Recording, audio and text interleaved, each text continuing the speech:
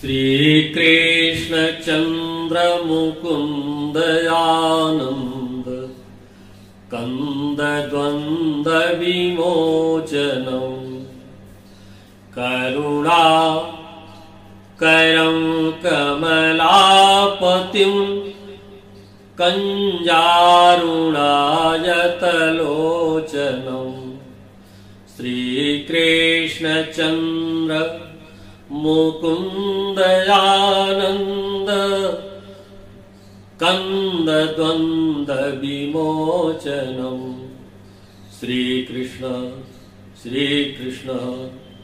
ऐसे जगन नियंता परम गुरु भगवान श्री कृष्ण के चरणों में प्रणिपात करता हुआ आज की मां भगवत गीता की पावन कथा का प्रारंभ करते हैं। मित्रों, इसके पूर्व श्लोक संख्या 43 के प्रसंग में जाना होगा। अर्जुन भगवान श्री कृष्ण कहते हैं कि हे प्रभु, जो वर्ण संकर संतानें उत्पन्न होती हैं वे कुल परंपरा को नष्ट करती हैं, और जब परंपराएं नष्ट होती हैं तो परिवार पतन के गर्त में समा जाता है। मैं ऐसा करने में असमर्थ हूं। श्लोक संख्या 44 की व्याख्या, पहले उसका वाचन करते हैं, उसके बाद फिर उसका अर्थ।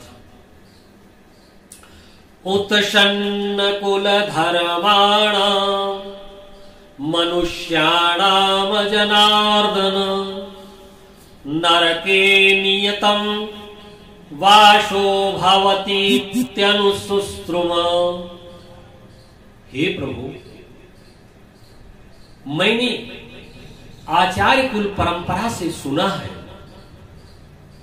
कि जो लोग कुल धर्माणाम उत्सन, परिवार के धर्म को उत्सन नष्ट करते हैं, वो बहुत दिनों तक नरक में निवास करते हैं। भारतीय संस्कृति का वह पक्ष जिसमें स्वर्ग और नरक की कल्पना की गई है, और कल्पना ही नहीं, वो अध्यात्म जगत में साकार भी किया गया है। मानो अर्जुन ऐसे नरक के रास्ते को बता रहे हो प्रभु से, और वो कहते हैं कि हे प्रभु, श्लोक संख्या 45 के माध्यम से पुनः समझाते हैं, अपनी असमर्थता को व्यक्त करते हुए। अहोवत महत पापम करतुम व्यवस्थिता वयं यद्राज्य सुखेन लोभेन हन्तुम स्वजनम उद्यताः। हे प्रभु, यह तो बड़े आश्चर्य की बात होगी निश्चित रूप से कि महत पापम,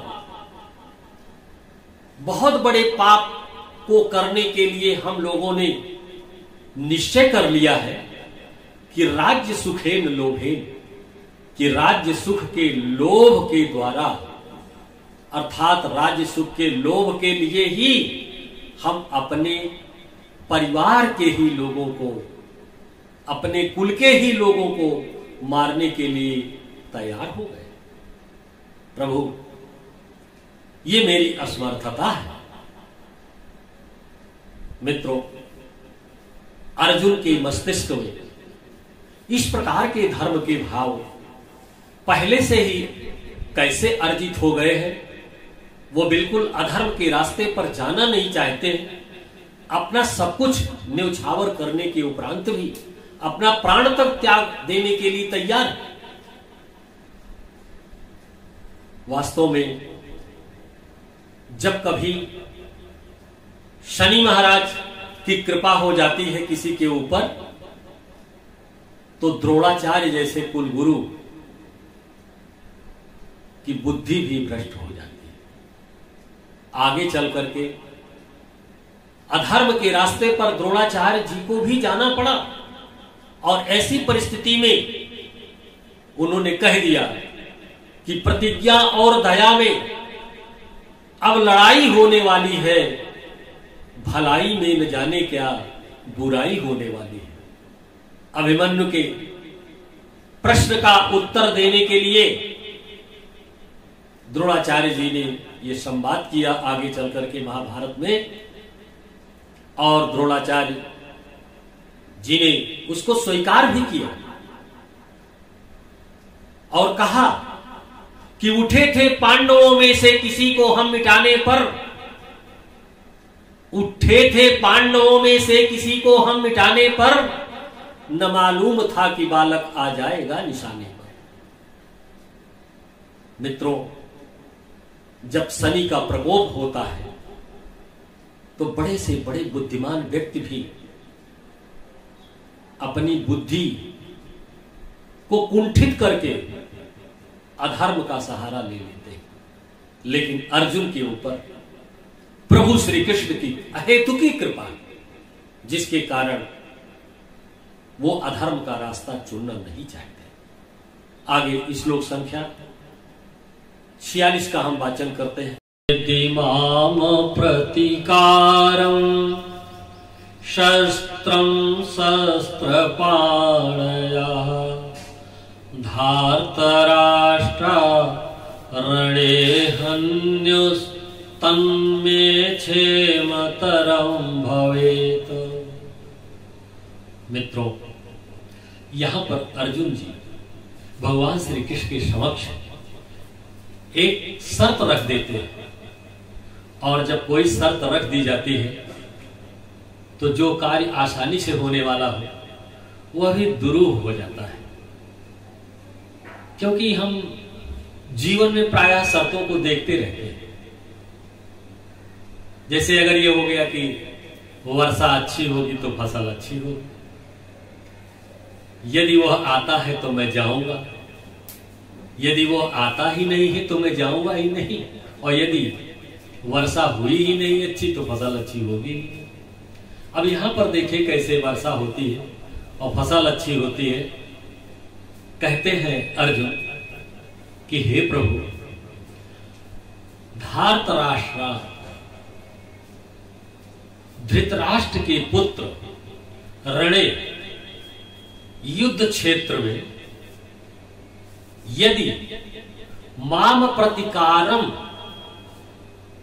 यदि मुझ जैसे निहत्थे एवं प्रतिरोध न करने वाले शस्त्र विहीन युद्ध में लोगों के ऊपर अपना अस्त्र चलाएं, शस्त्र पाण्या, ऐसे शस्त्रधारी, तो मैं मना तन में वह मुझे श्रेयस्कर होगा, क्षेमतरम भवे, वह भी मेरे लिए अच्छा होना चाहिए और अच्छा होगा। हे प्रभु, मैं हर दृष्टिकोण से युद्ध न करने का मन बना लिया। मुझे एक संस्मरण याद आता है, जिस समय अभिमन्यु का वध हो रहा था, द्रोणाचार्य जी समक्ष खड़े थे और ऐसा छल किया। द्रोणाचार्य जी खुद कहते हैं कि बालक, तू मेरी गोद में आकर बैठ जा। अभिमन्यु अपने अस्त्रों को फेंक देता है और कहता है कि जा मेरी तलवार, तू बहुत रक्त पी चुकी, आराम कर, धनुष तू भी पयान कर। आज कौरव और पांडव में संधि हुई। जैसे ही वो अपना अस्त्र फेंक करके गुरु द्रोणाचार्य के चरणों में नतमस्तक होता है, वैसे ही वहां आतताई उसको पकड़ लेते हैं और पकड़ करके उसका वध कर देते हैं। जिस समय वो चीख चीख करके उसकी आवाज आ रही थी, मैं संस्मरण दिलाना चाहता हूं। अभिमन्यु कहता है कि हा चचा, हा मामा, हा पिता, लेना लेना मेरे इन अन्यायियों से खून का बदला लेना। सिंह के बच्चे को धोखा देकर फांसने वाले वधिकों, तुम पर हजार हजार फटकार है, हजार हजार फटकार। ऐसा कहता हुआ अभिमन्यु प्राणांत कर लिया, आत्मोत्सर्ग कर लिया। और मित्रों, लगता है कि हमारे जो तीनों लोकों के स्वामी हैं प्रभु, उनके मस्तिष्क में ये सब भाव गूंज रहे थे कि अर्जुन चाहे जितना असमर्थता व्यक्त कर दे, परंतु युद्ध तो अवश्यम भावी है, युद्ध तो होना ही होना। आइए हम श्लोक संख्या 47 पर मंथन करते हैं। पहले उसका उच्चारण करते हैं।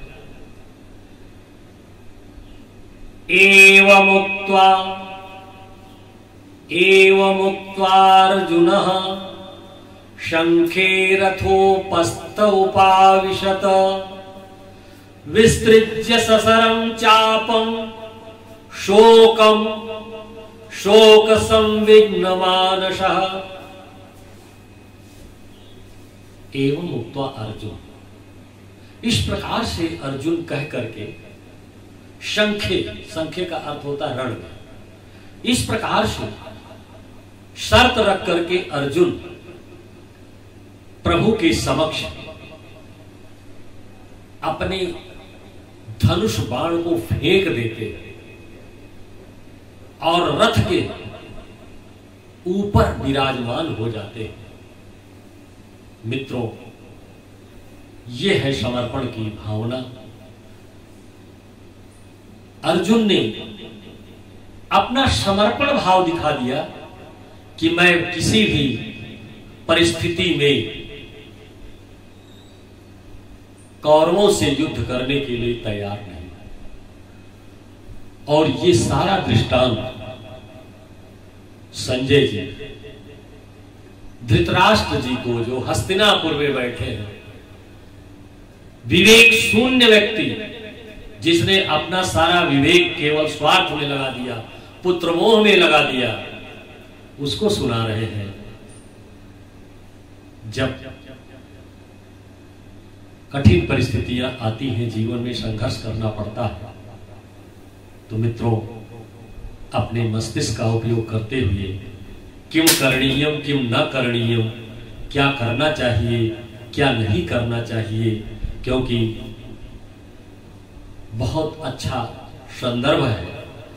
सहसा कर पछताहि विमूढ़ा, मूर्ख जो होते हैं वो बिना सोच विचार करके अचानक कार्य को कर करके पछताते हैं, लेकिन जो विद्वान होते हैं, वो ज्ञानवान जो होते हैं, अपने विचार को अच्छे ढंग से करके अपने साध्य तक पहुंचने का प्रयास करते हैं।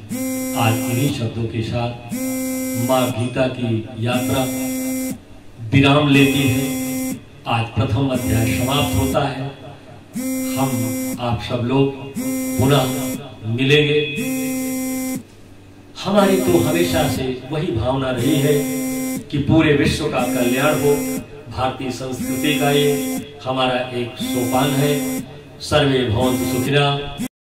इन्हीं शब्दों के साथ श्लोक संख्या 47, जैसा कि आपने अभी सुना, मंथन हुआ, आत्मसमर्पण करने के उपरांत अर्जुन रथ पर बैठ गए।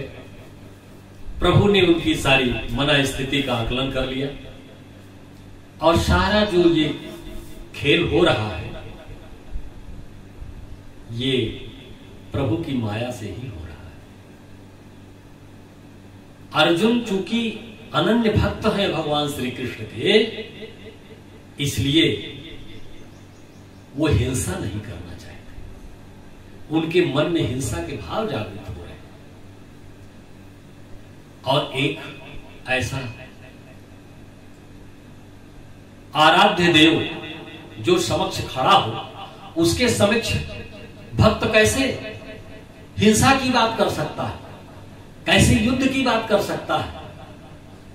परंतु महिमा है हमारे प्रभु की, भगवान श्री कृष्ण की महिमा को कौन जानता है। मित्रों, आज इसी श्लोक के साथ मां गीता की प्रथम अध्याय की यात्रा समाप्त हो रही है। कोरोना जैसे वैश्विक महामारी के काल में आप सब लोगों को ईश्वर सुरक्षित रखे। सब लोग खुशियों के साथ अपने जीवन को व्यतीत करें। पूरे विश्व में सबका कल्याण हो, मेरी यही भावना है। हमेशा से भारतीय संस्कृति का यह शोध रहा है, यह बिंदु रहा है। सर्वे भवन्तु सुखिना, सर्वे सन्तु निरामया, सर्वे भद्राणि पश्यन्तु, मां कश्चित् दुःख भाग् भवेत्। आगे हम लोग पुनः मिलेंगे। राधे राधे, राधे राधे। श्री कृष्ण, श्री कृष्ण।